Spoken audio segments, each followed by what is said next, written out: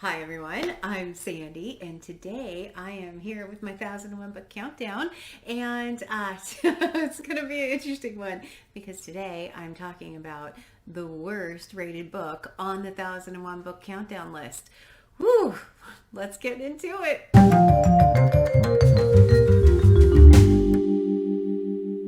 So as always with the 1001 book countdown, if you're not familiar with the concept, I will put a card up here for you so you can go and check out the original video where I talk all about the idea and what I'm doing. But basically it's book reviews off of the 1001 books you must read before you die list. So this is pretty much the whole reason why I created my channel, is because I wanted to work my way through this. This is definitely a bucket list item that I've wanted to do and have been working on for years. So, but with today, we're just going to go ahead and put up our numbers of where we left off last week, which were 979 and have to look 24, which is of course my 2021 number. And spoiler, I only have one book for you today, but yeah, it's an interesting one. So I don't even know how to talk about this book. So the book that is has the lowest rating in Goodreads is actually Pamela by Samuel Richardson. It also is called Pamela or Virtue Rewarded. So that's just the alternate title in this. Let's just talk about the good. Shouldn't take long in this book. So what ultimately happens is Pamela is a lady's maid in a household where the lady ultimately passes away, and she is left at the hands of the master of the household. And the master decides that he wants to have Pamela, and that she should succumb to his wishes. And sometimes this is done psychologically, and sometimes this is done physically. He does ultimately try attacking her, and she does get away from him. And then there's a whole bunch that goes on in there, which I'll talk about in a second. And then he ultimately does try again and is not successful a second time. And what the author was really trying to do in this book, from what I can tell, is that it was all about the psychology of power, abuse of power, of being held captive, of all of those things. When it was published, it actually says here, preached up for its morality and denounced as pornography in disguise. Yeah, this is not pornography in disguise, but there are a couple of scenes in it that are pretty resounding in there, where he is attacking her. I mean, they didn't pull any punches really in that particular part of the story. And the rest, as far as what happens or how her virtue is rewarded, I will save for the end. But that is what the author was trying to do with this book. And now let's talk about the bad. I'm getting ready. I'm getting ready for my semi-rant. We'll see how it goes. The actual part of this book, the first 50 pages of this book were actually a very easy read. And the first attempt of the master happened in those first 50 pages. So me and my poor friend Sonya, who, thank you so much, Sonya, for reading this with me, because I don't know if I would have finished it, got a false sense of what this book would be like in the first 50 pages. I know I certainly thought, oh, this might not be so bad. And then the author took the next 150 pages to just complain and say, I would like to leave. I don't want to leave. I want to leave. I can't get out. Her writing letters to her parents, and her parents writing letters back. Most of this book is told either through journaling or through letter writing. But the next 150 pages, I kid you not, is 100% her just writing letters back and forth saying she wants to go home.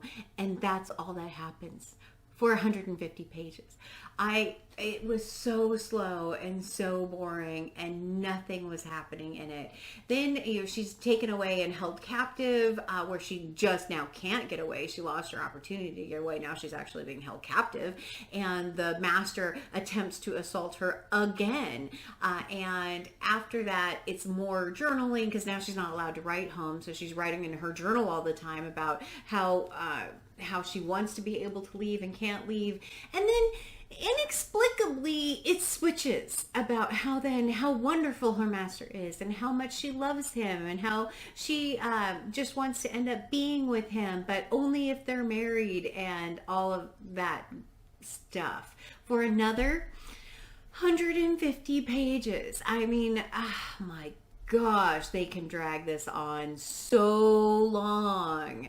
And then the spoiler in 5, 4, 3, 2, 1 is her virtue is rewarded by him marrying her. That's it.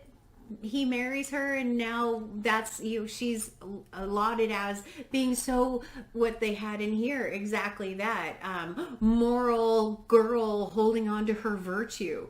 Yeah, no negative on the guy, no, problems there, no issues, I guess, that he attacked her, and that now, he's wonderful.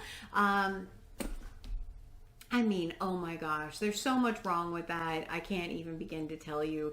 But the real thing with this is, again, how bloody boring this book was, how long this book was, how detailed she went into in her journals about all of that stuff. Once she ends up getting married to him, the next 100 pages is just everyone saying how wonderful Pamela is and how fantastic she was for holding on to her virtue, and her parents are so happy that she's married now, even though she's married to a horrible human being who should not be allowed to be around anyone.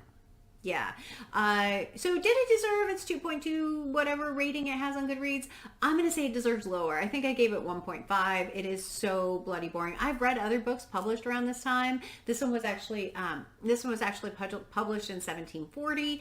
Uncle Silas was published about 100 years after that. Northanger Abbey was published about 50 years after this, 60 years after this. And both of those books were wonderful. This one is the worst Victorian novel, if it's considered Victorian, that I have read.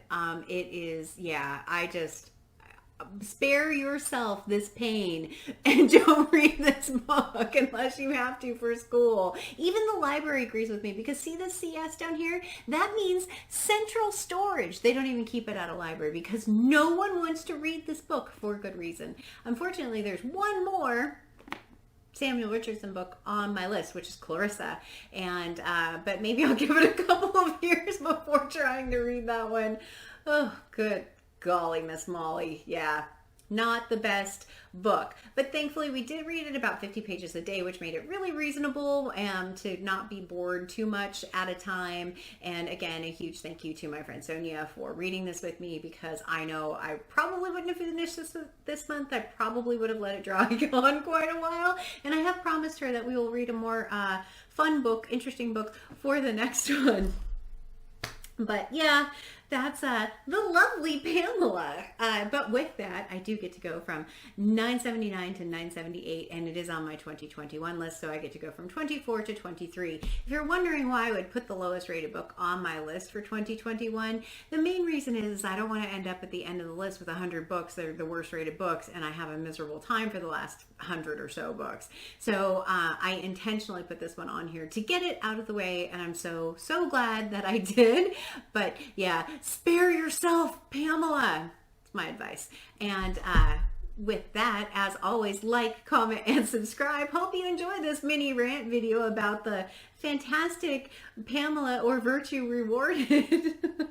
And as always, until next time, everyone, thanks. Bye.